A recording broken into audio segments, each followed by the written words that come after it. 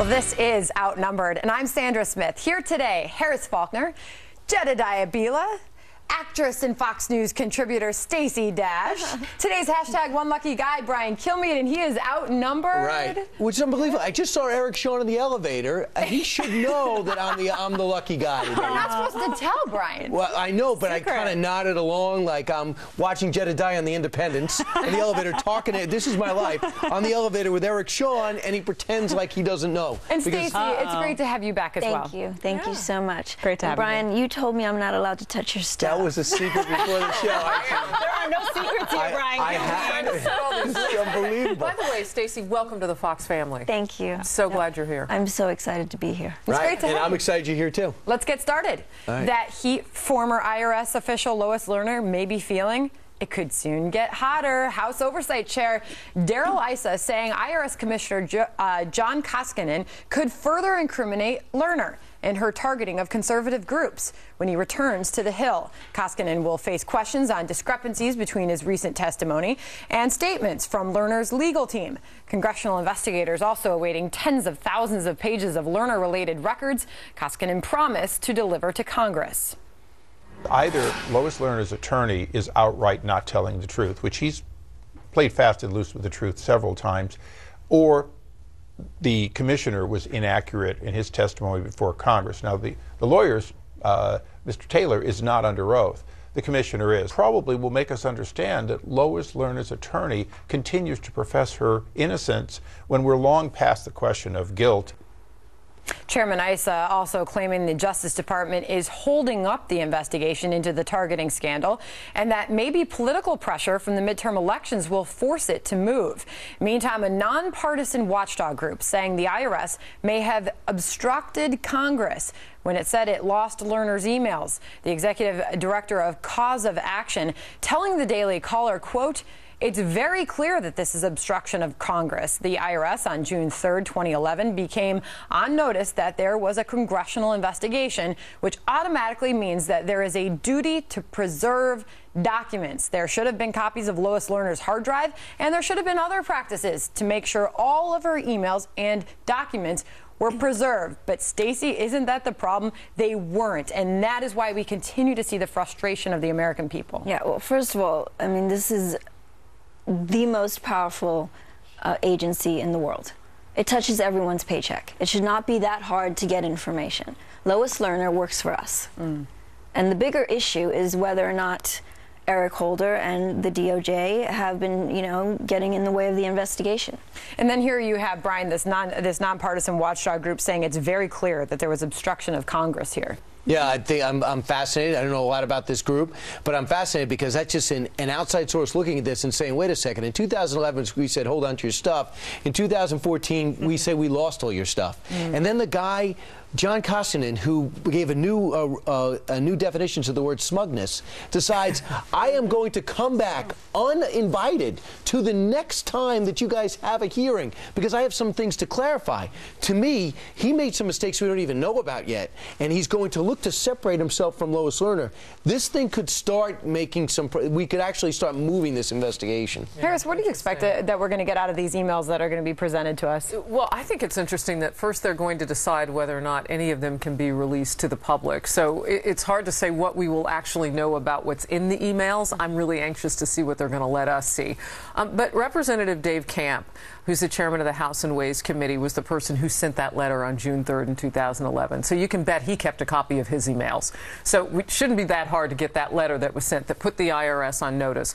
Why didn't they respond to that investigation? Why didn't they say, like the rest of us, if somebody left a subpoena on our front door, what would we do? Honey, you better go get the paperwork. Somebody wants to see some stuff. The IRS didn't do that? What did they do? Throw stuff out of the back window? Right. It's very curious. So I question, did someone have to tell the IRS not to follow the rules? Because it would be difficult to get that many people on the same page about breaking the law. That's just the question. I think people are sitting around and saying, was the White House involved? There are two key questions here. Was there a destruction of records on purpose? If so, who did it? Who was responsible for that? And did this touch Barack Obama and the White House in any way? And I think that's why it's been really hard to get Eric Holder to jump on this. The last thing Eric Holder wants is to implicate this White House in any way. He does not want any part of that. He wants to run out the clock until he leaves at the end of the year. And he wants to run out the clock until he can hope that people won't care about this issue anymore, that it'll be swept under the rug, that the next scandal will pop up, or that people will just get tired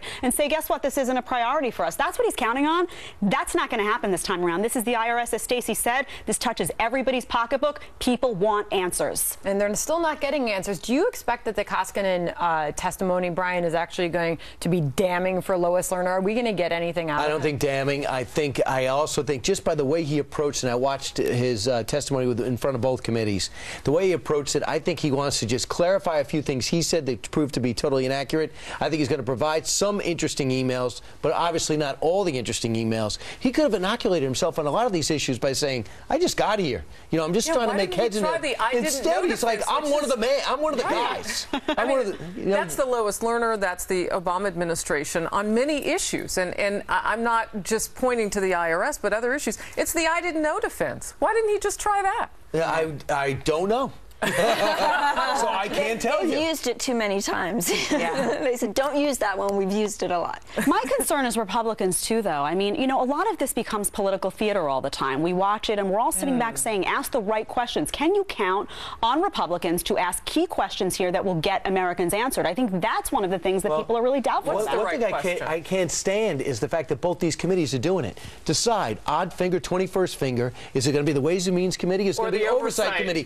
We don't need the same questions. We don't need congressmen and women trying to get famous off this. And I questioned Issa saying that the Department of Justice is going to step up its involvement in investigation because of the pressure of the midterms. You know, if they weren't digging in deeper as it was, I don't know that that's going to change the landscape. You mean they don't feel pressure over the economy?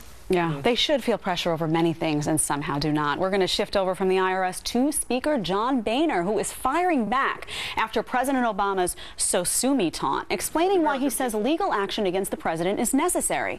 Speaker Boehner writes in an op-ed, the president has circumvented the American people and their elected representatives through executive action, changing and creating his own laws, and excusing himself from enforcing statutes he is sworn to uphold, at times even boasting about his willingness to do it, as if daring the American people to stop him. What's disappointing is the president's flippant dismissal of the Constitution we are both sworn to defend. It is utterly beneath the dignity of the office.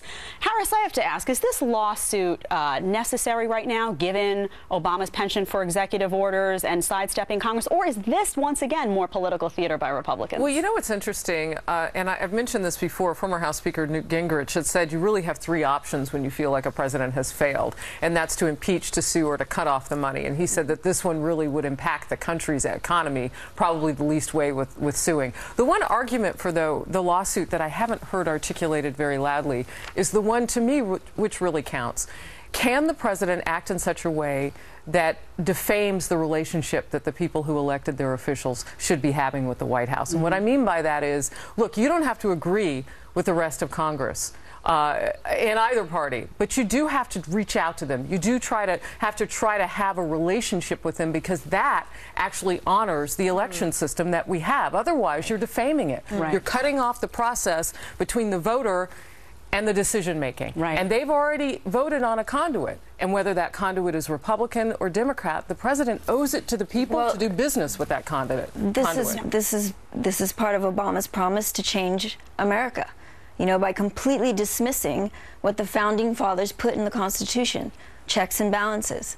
Is the problem the boasting, do you think, Stacey? Because it's his approach to these issues as well, saying I have a pen and a phone. Do you think that's what revved up Republicans to say, wait, hold on a second, Absolutely. You don't have the right to do that? Yeah, absolutely. I mean, it's in the Constitution for a reason, you know, so that one party does not have so much power. Well, the thing is, one thing he is great at is rolling up his sleeves, going behind a podium or onto a stage and saying, so sue me, or I have a pen and I'm going to use it.